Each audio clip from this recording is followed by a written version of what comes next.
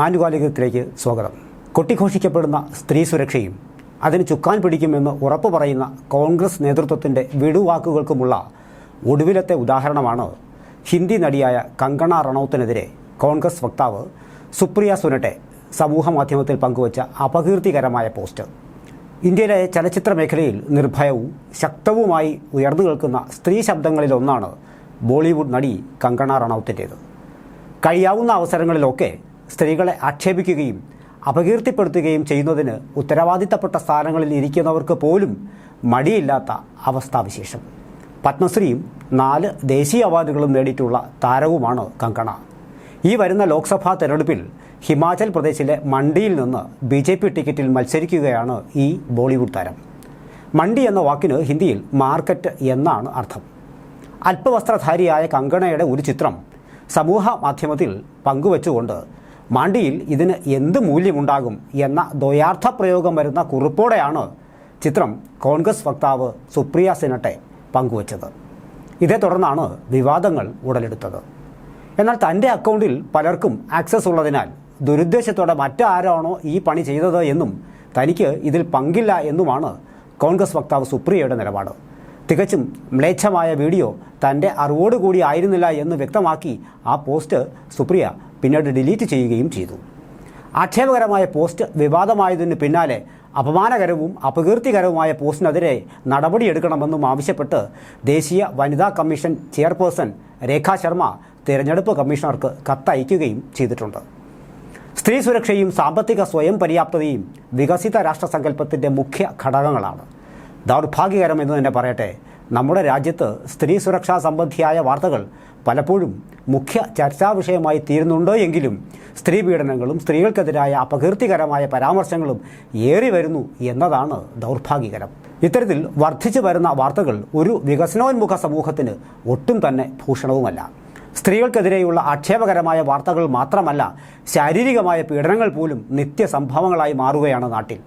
ഉത്തരവാദിത്തപ്പെട്ട സ്ഥാനങ്ങളിൽ ഇരിക്കുന്നവർക്ക് പോലും ഈ വിഷയത്തിൽ ഗൗരവതരമായ ഒരു സമീപനം സ്വീകരിക്കാൻ കഴിയുന്നില്ല എന്നതാണ് സത്യം. എല്ലാ സ്ത്രീകളും അന്തസ്സ് അർഹിക്കുന്നുണ്ട് എന്നും കലാകാരി എന്ന നിലയിൽ നാടോടി പെൺകുട്ടിയുടെ വേഷം മുതൽ വേശ്യയുടെ വേഷം വരെ ചെയ്യേണ്ടി വന്നിട്ടുണ്ട് എന്നും കങ്കണ എക്സിൽ കുറിച്ചു. പക്ഷേ ആക്ഷേപകരമായ ഒരു പരാമർശം ഇത് ആദ്യമായിട്ടാണ്. അതും താങ്കളെപ്പോലെ ഒരാളിൽ നിന്ന് ഇത് ഉണ്ടാകുമെന്ന് കരുതിയില്ല എന്നും കങ്കണ കുറിക്കുന്നു.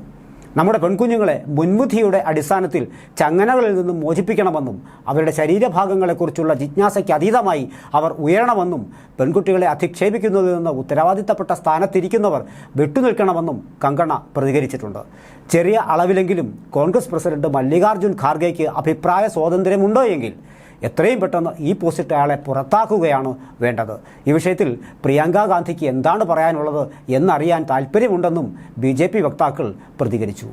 ശാരീരികമായ ആക്രമണത്തിനൊടുവിൽ സ്ത്രീകൾ മരണത്തിനിരയാകുന്ന നിരവധി വിഷയങ്ങൾക്ക് രാജ്യം സാക്ഷ്യം വഹിച്ചിട്ടുണ്ട്. ജമ്മുവിലെ കത്വ വിഷയം, ഹത്രാസ്, നിർഭയ, ഉന്നാവ് ഈ വിഷയങ്ങളിലൊക്കെ സംഭവിച്ചത് വളരെ ദൗർഭാഗ്യകരമായ കാര്യങ്ങളായിരുന്നു. മനസാക്ഷിയെ ഞെട്ടിക്കുന്ന ഇത്തരം ക്രൂരതകൾക്കെതിരെ താൽക്കാലികമായി ചില ശബ്ദങ്ങൾ ഉയർന്നു കേട്ടിട്ടുമുണ്ട്. വിവാദങ്ങൾ ഉണ്ടാകുന്ന സമയത്ത് അവരെ തള്ളിപ്പറയാൻ മുഖ്യധാര രാഷ്ട്രീയ പാർട്ടികൾ തയ്യാറായിട്ടുണ്ട് എന്നത് ശരിയാണ്. എങ്കിൽ പോലും പിന്നീട് അതൊക്കെ മറന്ന് രാഷ്ട്രീയ ലാഭം നോക്കി പ്രവർത്തിക്കുന്ന കാഴ്ചയാണ് പലപ്പോഴും നമുക്ക് കാണാൻ കഴിയുന്നത്. ചില പുതിയ നിയമനിർമ്മാണങ്ങൾക്ക് വരെ വഴിതെളിച്ച ഒന്നായിരുന്നു നിർഭയ കേസ്. എന്നിട്ട് പോലും നാട്ടിൽ മാറ്റം വരുന്നില്ല. ജമ്മുവിലെ കത്വ വിഷയത്തിൽ പ്രതികൾക്ക് അനുകൂലമായ നിലപാടെടുത്ത ചൗധരി ലാൽ സിംഗിന് മന്ത്രിസ്ഥാനം രാജിവെക്കേണ്ടി വന്നു എങ്കിലും പിന്നീട് അദ്ദേഹം കോൺഗ്രസിൽ ചേരുകയും ഇപ്പോൾ ജമ്മുവിലെ തന്നെ ഉധം മണ്ഡലത്തിൽ നിന്ന് കോൺഗ്രസ് ടിക്കറ്റിൽ മത്സരിക്കുകയും ചെയ്യുന്നു. ഇത്രയേ ഉള്ളൂ ധാർമ്മികത ഉയർത്തിപ്പിടിച്ചുള്ള രാഷ്ട്രീയ പാർട്ടികളുടെ നിലവിളികൾ, വിശേഷിച്ചും കോൺഗ്രസിന്.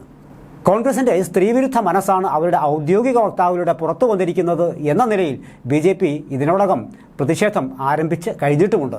എന്നാൽ തൻ്റെ പേരിൽ മറ്റൊരു പാരലൽ അക്കൗണ്ട് ഉണ്ടായിരുന്നതായി മനസ്സിലാക്കാൻ സാധിച്ചിട്ടുണ്ട് എന്നും എത്രയും വേഗം അത് പോസ്റ്റ് ചെയ്ത ആളെ കണ്ടെത്തും എന്നുമാണ് കോൺഗ്രസ് വക്താവ് സുപ്രിയയുടെ വിശദീകരണം.